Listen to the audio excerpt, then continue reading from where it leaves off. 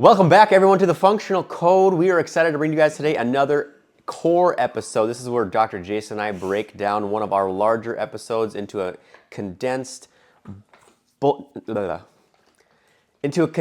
nuts and bolts, just straight to the value episode. So super excited for you guys to tune in today. As always, I am Dr. Addie. And I am Dr. Jason. Yeah, we're going at everything longevity-wise, from looking at pretty much mitochondria, time-restricted eating, looking at the muscles and tissues, anti-inflammatory diets, and even a little bit on sleep health as well. And we'll sprinkle in a little bit of cold exposure and heat exposure. Absolutely. Excited on this. But Doc, let's dive right into longevity. Now, most people, when they think about it, they think about someone that wants to live for longer periods of time. I think it's also important to realize and recognize that the end stage of your life, you want to live to the highest quality as you possibly 100%. can. And that's why if you even start this younger in life, even if you're older already, it still will apply to you. So there's certain things or certain metrics that you look at, Doc, when you hear the word longevity. For sure. And Peter Tia did a good job of breaking this down. I think he was one of the first to instill this understanding of the difference between the two. And so I listened to him, and what he explained was, when we hear longevity, usually we think of lifespan. We think of how do I live the longest? And as that is an important goal, I think everyone should want to live life to the fullest and to the longest. Yes. We forget about the other part of that, which is health span. So we have lifespan, which is years lived, health span, which is more or less a metric of quality of life. Beautiful. And we forget about that part of it because most people, once we get to a certain age, we start to see these changes in their health. And there's actually a study that had just come out since we've done this episode. And it showed that there are 2 huge years in life where people have a major decline in their health. They've seen this tracked across the population. It's age about 44 and 62. I think that's what those ages are. You might have to go back and check. You can find the study online, but what they've found is just this huge change in more than likely immune system health. They're changing hormones, whether that's a huge drop in more than likely testosterone, IGF, growth hormone, like all these things that help us repair, recover. Wow. And then unfortunately, you're going to see either changes in muscle mass, probably lack of range of motion, all these other things, is my guess. And unfortunately, the other study that I've always told people is we now know that there is a prime in life. There's a prime of an age where everything starts to decrease 1% even after every year. And that's age 27 in the United States. Wow. 27 years old is now a prime age for us. And everything incredible. after that, you'll start to see smaller decreases in our health span. And they've shown that 1% in men, testosterone now decreases after age 27. I think there's collagen loss by about 1% in our skin, 1% every year after that. Okay. And so we do see these changes, but it's unfortunate because that's such a young age. We don't think that is going to be coming for us. And unfortunately, we have to do so much better to protect against that. And whether that's just the combination of our average in the United States, because I bet you if you looked at other cultures, I would be curious to see the difference. I would be curious to see how much of them can push their prime to a little bit later age in life and live longer and have a higher quality of life. Do you know with that study or just anything in that field, was it when a prime in age, was it older back in the day? I'm not sure. I think it was relatively new.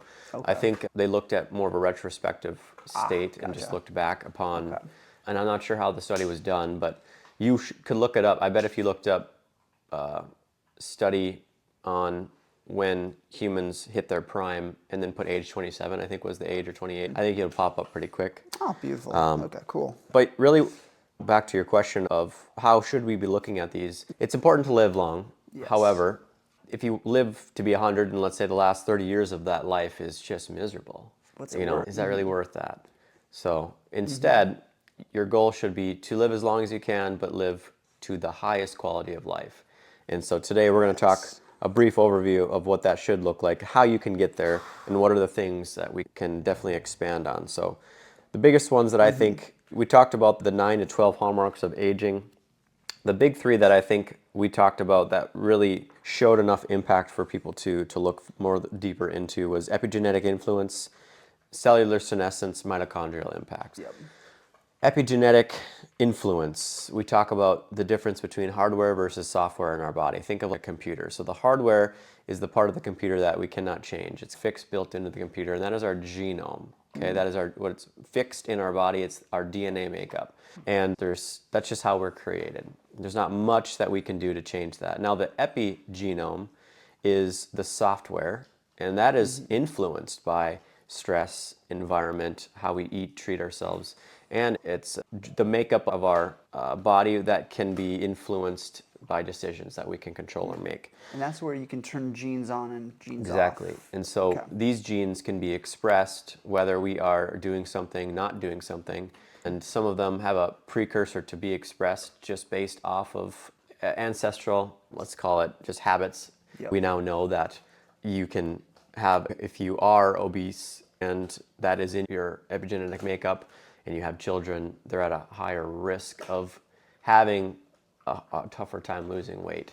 But if you are to drop, I think, let's say relatively 30 to 40%, I'll just throw a random number out there, of your weight at one point in time, they've shown that actually that change, that behavior actually translates to your offspring. So for me, I have a history of alcoholism in my family, and there was a good chance that I was going to have issues with addiction just because of how the habits have come through. And now that I've done such a huge shift in managing the vices that I have in my life, there's a greater chance now that there's going to be less of a difficulty of my offspring to have that based upon the epigenetic changes I've been making with my habits. And so it's crazy what they're starting to find with all of this. And I've even started noticing, and there was a couple studies that if the mother works out on a regular basis, even through pregnancy, that it helps turn on genes for the child to become a 100%. little bit more athletic 100%. as well. 100%. Cool. So those are things that when we start looking at what a difference between the hardware and the software is, why it's important in longevity is because there's a lot of genes that can help with helping us age.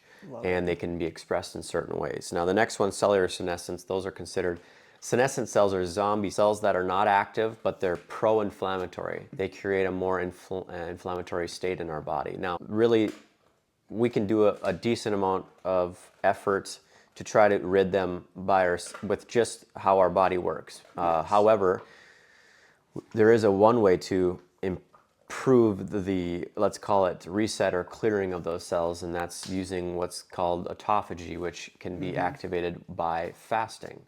Roughly 3 days is when peak autophagy hits, and that can be a great way to reset the system, the cells.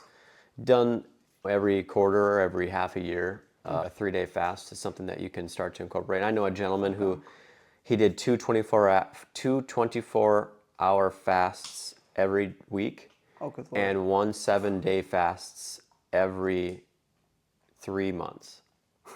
Like once a quarter. Yeah, Oh my pretty God. much. For the most part, yeah. And he only ate a raw vegetable diet. This guy was Understand. like, he took this information to the max, and he really does push the limits. I'm curious to see over the life. He's much older than we are. I'm beginning to track to see how old he eventually does end up living, and what does his health look like. But it's just interesting to see those kinds of habits and behaviors. So when you're diving into, especially to elicit like autophagy and just clearing out of the system for the most part, a nice little reset, are there other applications, tools that you have with fasting? Because I know some people, even if they do on a daily basis, you open up like a 16-hour window to where you only have, and you go into that fast for about that amount of time. The other time you can eat as much as you want to where it fuels your body, and then you allow your body to clear out from there. Is there certain things that you look at in that parameter? Yeah, with patients who have a tougher time waiting that long, you'll do a 12-hour fast, and then you can consume in a 12-hour window. The other one is usually 16-hour fast, 8-hour window to consume food, which is what I do a lot. I've been doing that since probably I was maybe 10 years ago. Oh, wow. There are very few days, other than as of late when I started to put weight on, then I tend to have to do more of a 12-12. But I'll stop eating at 7, start eating at 7. Okay, And that's sure. really my fasting time. It doesn't sound difficult unless you, of course, just like eating at night before bed, or if you wake up and you need food right away, whether you have some certain insulin issues, more sensitive to blood sugar issues, things like that. So, but the 16-hour fast, you're done at 8, start eating food at 12. And if you don't eat breakfast, you're probably already doing that anyway. Yep. When what they find is that amount of fasting time can help improve insulin sensitization. It can help with fat metabolism and just improving that metabolism output. It can be helpful for neuroprotective tendencies. Love it. You can get certain autophagy changes, but usually it's only peaked again with 3 days of full fasting. And then there are a huge upregulation in the genes and expression for longevity, like we talked about. So, Love it. and among so many other things, they're finding now. Galpin's doing a lot of studies on fasted workouts now. He's saying that it's just as effective. What did he say now? I had just heard him talk about it. He had said that. Yeah, I'm gonna have to look it up because I don't want to get it wrong. But No worries. I think he basically said that it's as if you were using this substance to help you work out. It's just as helpful. Wow. It's just as effective. Interesting. And that might have been out of context to another part of the podcast he was talking about, because it was a highlight of the podcast. Sure. But yeah, I'm excited to hear what he has to say on that. Interesting. So the genes that we've been talking about, sirtuins are a big group of genes that they look at upregulating. NAD is important for the upregulation of sirtuins. So you'll hear NAD a lot when talking about longevity experts, longevity people.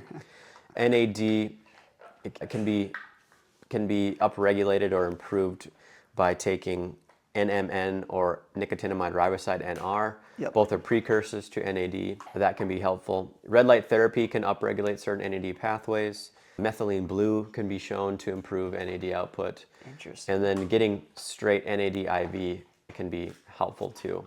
NADH usually is what you'll take. Okay. But all of them are super helpful to improving your energy, helping you live a longer, more quality of life, and just making sure that you are not declining with age. Yes. So Love that. the other one would be mTOR. That's our master growth regulator. It's helpful for muscle repair. You'll see that upregulated in so many different things, whether we're lifting weights, eating more protein. There's certain supplements that can help improve it.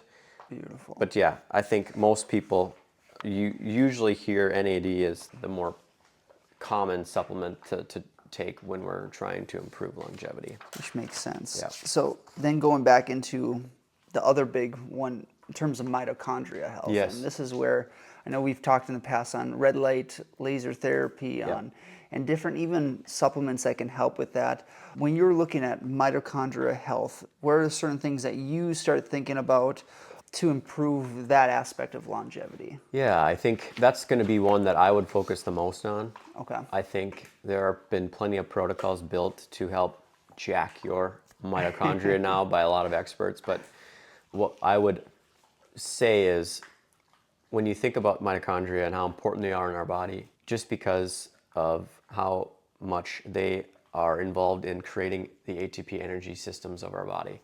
When we start to try to focus on improving them, you see so much results and you feel so much better. So you're going to see more of a biohacked, let's say, result when we focus on mitochondria when it comes to energy and feeling better and having maybe less fatigue. You might even see changes in muscle health, stress resilience. Wow. But unfortunately, the toughest part is you can measure your mitochondrial output, but the machine, I think last I checked, was worth over $1 million to purchase for your clinic. And so only a few places have them, and it's really expensive to go and get it checked. Wow. But I know there's a few experts who have went and done it, and they even say that the science is still being built. They're still trying to get more of a, let's call it, consistent outcome with the machine itself. So really, one of the best ways to predict whether or not you probably have a poor mitochondrial. Sammy.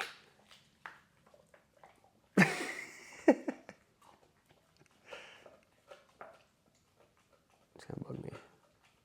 Are you almost done?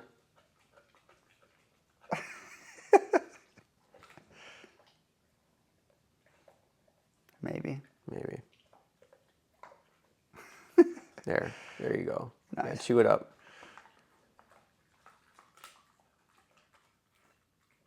Jesus.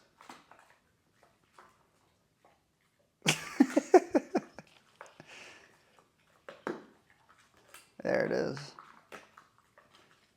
Don't choke on it now, my guy. Beautiful.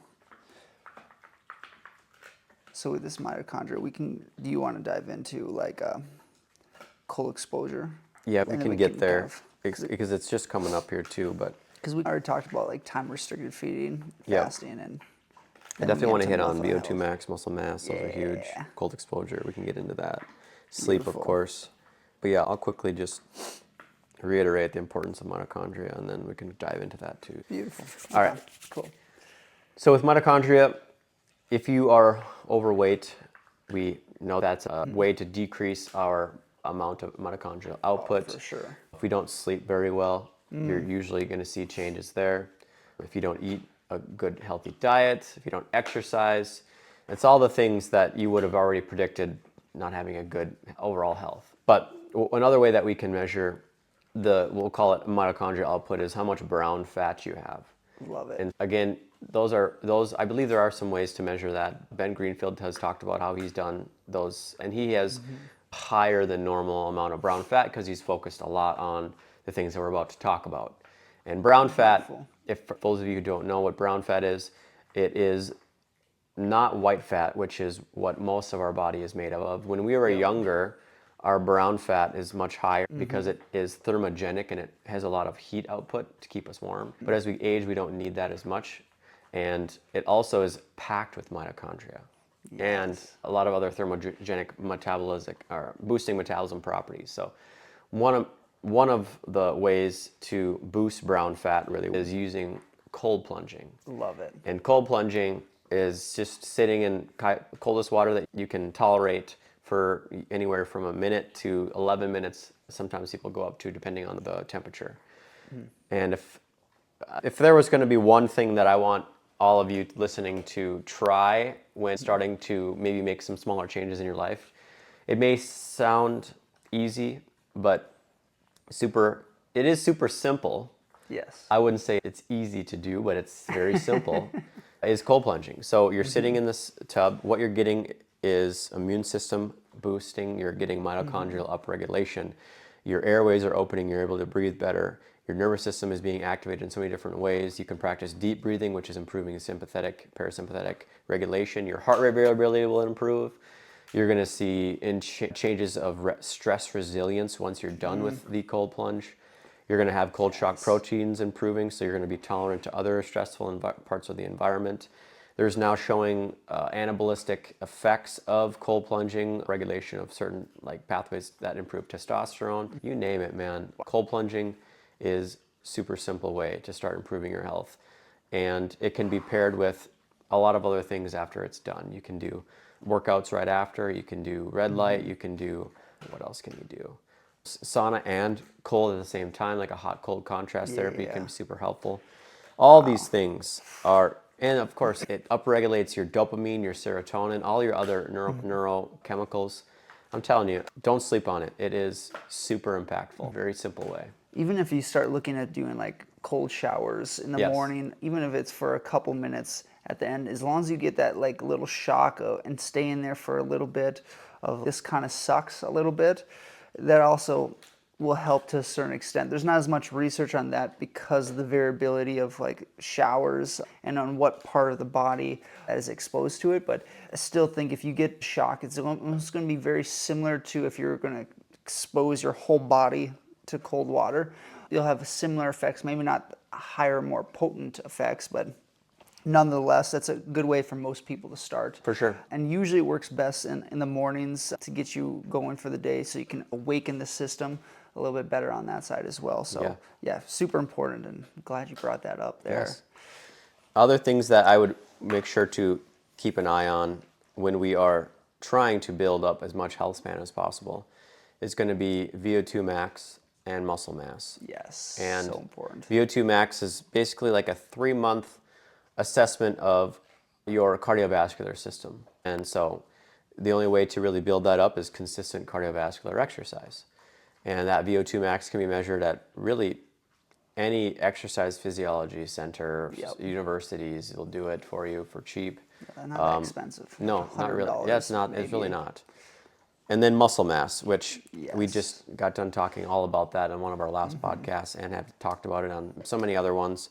It's a strong predictor of longevity to have as much muscle mass as possible later in life. And I'm not really going to touch on that anymore because you can dive into all of the other pods that we've been doing.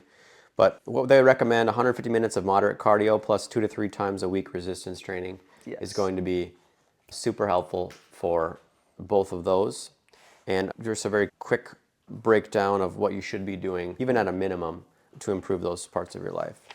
And then the last two, anti-inflammatory environment, reducing processed food, sugar, stress, improving blood flow, oxygen, and healing obviously is going to be an important. Walking 10 minutes a day, making sure, or even, I would say 30, but even 10 minutes a day is helpful. And then prioritizing sleep, deep and REM sleep to help recover, improve that heart rate variability, making sure that you have important circadian or important time where you get up and you go to bed, improving circadian rhythm. And I would say those 5 things, fasting, improving muscle, VO2 max, doing cold exposure, having an anti-inflammatory diet, and sleep, that is 95% of it. Oh, that's the rest is just fun little things that can help give you an edge or boost at that time. I love that. Yeah. Absolutely. And these are some of the small things that you guys can start working on a daily and monthly basis, even starting off with maybe just one of these and focusing on that for maybe a couple weeks, couple months, and then move on to the next one and slowly add in. If you guys haven't seen our core habit 2.0 podcast that just came out, that breaks into adding habits into your schedule as well. And that's where if you want to start adding some of these small things in, there's your aspect. There's the way you can go start adding some of this. So start piece by piece and build up from there. Yep.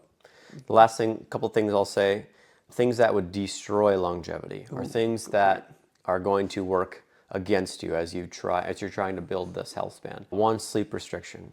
So if you are not sleeping properly, I would work on that right away. Number 1, sleep to me in my pyramid is going to be 1 priority. So you got to improve your sleep. That's the first thing anytime a patient comes into me and I see that they're not sleeping very well, that's the first thing I tell them. I say, if you're not sleeping, we're not healing. And that we're already going against ourselves working on this. So that's something we have to improve. Smoking. We know smoking destroys our lungs, increases our chance of cancer, but it is a DNA killer. It will decrease your health span and your lifespan, both. Alcohol is another big one. It has been shown to reduce longevity and other types of longevity markers. Now, plenty of studies have shown that. You'll need 300 plus glasses of wine to get your therapeutic dose of resveratrol, which is what they talk about when the heart protective compounds in wine, but it's a myth. You cannot consume that much wine to get the cardiovascular protective components. Don't let them fool you. And then lastly, sitting for long periods of time. Sedentary lifestyle, you need to move. And now more than ever, because it's become so easy for us not to move. Life is very simple right now for us. And so we just want to make sure that we do our part on challenging ourselves, challenging our body to make sure that we keep our muscle mass high and high. Hey, can you sit down? Guys, down. You too, bun, down. And they've even shown that for those who don't exercise, the exponential change in their life of adding 10 minutes a day of walking is so vastly superior than if someone who has been working out adding an extra 10 minutes of their day of walking. So what I'm trying to say there is, for those of you who aren't doing any amount of movement at all, you have will have an incredible health outcome of adding 10 minutes a day of walking, and then like huge outcome. It's not something where you're like an extra 10 minutes or just 10 minutes a day, that's all I can do. It's not a big deal. No, it is a big deal. Yes. It's a very big deal for you. And one of the things I'm going to end on is because it helps improve your insulin sensitivity. And that is the last thing I want to talk about today, because when we are tracking longevity, some of the craziest longevity experts I listen to, they are taking medication to improve their insulin resistance, and they're optimally tuned human beings. They're taking Jardiance, they're taking metformin, they're taking all these medications that jacks their insulin sensitivity. Why? Because they're finding that if you keep your insulin receptors perfectly attuned, you will live a very long life and a very optimal life. I love that. And yes, these Jay Campbell, all these guys are taking all these medications that they've made for diabetics to help jack their insulin receptors, and it's crazy. These guys are optimally tuned. So I love that. one way to help monitor if you aren't diabetic and you don't already know this knowledge, but glucose monitors now are being sold more often now, and I think there are finally some off-label brands you can use to try to monitor your glucose. The ones that just poke into like your tricep deltoid muscle, they'll just, it's just a small needle, you click it in, it doesn't hurt, but it can be used, you just put your phone over it and then you can get your blood sugar whenever you'd like. It helps to see how your blood sugar reacts to the food you consume. So think of it as, we don't want high peaks and low valleys. So we want it to be as steady as possible. That's going to help us the longest over time. So when we eat, let's say, a bunch of sugary foods, our blood sugar goes all the way up. We have to secrete a lot of insulin to bring it back down. Sometimes though we dip a little too far because too much insulin was secreted. Now we have low blood sugar. Now we want to eat again. And we get into this stage of, usually it's the 8 a.m. donut that you have comes with the 10 a.m. crash that you get, and then your coffee surging until 12, and you have a big meal because you've been feeling sick, and then you get that 3 p.m. crash again, and then it's just this huge up, down, up, down. And so when you can maintain your blood sugar by eating good amounts of fats and proteins, that is going to be better over time, and then just limiting the spikes. But how do you know you're not spiking without obviously measuring it? Yes. And that's one way to do it. So. That are feeling the crash at certain parts of the day. Oh, I'm sure you already feel it. If you've already felt that, there's a good chance, and it's improper diet and poor insulin receptors. That's what's called insulin resistance. Yes, and even if you eat like sugary foods closer to bedtime too, Oh, yeah. waking up feeling groggy, that would be another symptom as well. Yeah. For the most part. No, I'm really glad you brought that up, because I think that's a lot of very important information that absolutely applies to longevity, especially relating to the insulin receptors. I know we touched on mitochondria health, sirtuins, epigenetics. So there's a lot of like small details that has been done, and more research is coming out. But like we said, going back to some of these like 5 to 6 basic things will improve longevity long term from there. That is 90% of it. So don't overlook the simplicity of how to keep this body optimal. And if you feel like you need to spend all this money on these little extra gadgets and supplements and all these things to get to this point, you don't. Everything you can do, you already have access to. Really, most people. So don't feel overwhelmed when starting your journey to feeling better, living longer. It's a lot simpler than you think. And I hope you guys took something valuable from today. This was always fun to break the nuts and bolts down into everyone. Is there anything else you want to say, Doc? No, that's perfect. I think we hit the nail on the head with everything. Day by day, try one at a time. Yes. Or if you feel so ambitious, try multiple. Try them all. Yep. Good job. Alrighty, guys. Until next time, you guys have yourself a good day. Woo! Disclaimer, the content provided in this health podcast is for informational purposes only and is not intended as a substitute for professional medical advice, diagnosis, or treatment. Always seek the advice of your physician or other qualified health provider with any questions you may have regarding a medical condition. Never disregard professional medical advice or delay in seeking it because of something you have heard on this podcast. If you think you may have a medical emergency, call your doctor or 911 immediately. Reliance on any information provided in this podcast is solely at your own risk. The creators and hosts of this podcast are not responsible for any actions or decisions you may take based on the information presented. Thanks for joining us on The Functional Code. For more evidence-based health insights, subscribe, rate and review wherever you get your podcasts. Remember, your journey to a healthier you begins with understanding the functional code. Until next time, stay well, stay informed, and embrace the science of living well.